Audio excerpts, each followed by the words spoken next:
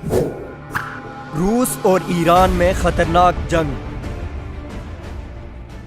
جرمنی کے ایک اخبار ڈر اسپیگل نے دعویٰ کیا ہے کہ شام کے علاقوں میں اختیارات کی تقسیم کے معاملے پر ایرانی اور روسی فورسز کے درمیان خون ریز تصادم ہوا ہے۔ اخباری رپورٹ میں ایک جرمن سیکیورٹی تجزیہ نگار کرسٹوف نامی صحافی کے حوالے سے بتایا گیا ہے کہ اسے اسد رجیم کی فوج کی وائرلیس پر ہونے والی بات چیت ریکارڈنگ ملی ہے، جس میں حماد گورنری میں روسی اور ایرانی فورسز کے درمیان لڑائی کی بات کی گئی ہے۔ کرسٹوف کا کہنا ہے کہ بشار الاسد کی مدد کرنے والی دونوں طاقتوں ایران اور روس کی فوجوں میں 19 جنوری کو تصادم ہوا اور دونوں نے ایک دوسرے پر بھاری ہتھیاروں، ٹینکوں اور بھاری مشین گنوں سے حملے کیے۔ اخبار ڈر اسپیگل کے مطابق حمات میں ایرانی اور روسی فورسز کے ایک دوسرے پر حملوں کے بعد شامی فوج کے 4تھ بریگیڈ کے سپاہی حمات کے دیہی علاقوں میں کنٹرول کے لیے بھیجے گئے۔ دوسری جانب انہی علاقوں میں روس بھی اپنا اثر و نفوذ قائم کرنا چاہتا ہے۔ روسی فوج نے وہاں پر تعینات اسدی فوج کے 5تھ بریگیڈ کو کمک روانہ کیا۔ واضح رہے کہ شام کی 8 سالہ جنگ میں ایران اور روس نے مل کر بشار الاسد حکومت کو بچایا، اور تاحال یہ دونوں ممالک بشار الاسد کو بچانے کے لیے اربوں ڈالر خرچ کر چکے ہیں۔ لیکن دوسری طرف اسرائیلی اور روسی صدر کے درمیان باہمی ملاقات میں شام کے بارے چند خفیہ معاہدے ہوئے ہیں، جس کے بعد روس ایران سے دور ہوتا ہوا نظر آ رہا ہے۔ یہی وجہ ہے کہ اسرائیل نے شام میں ایران کی فوجی تنصیبات پر حملے کر کے بے تحاشا نقصان پہنچایا، جس میں درجنوں ایرانی فوجی بھی مارے گئے۔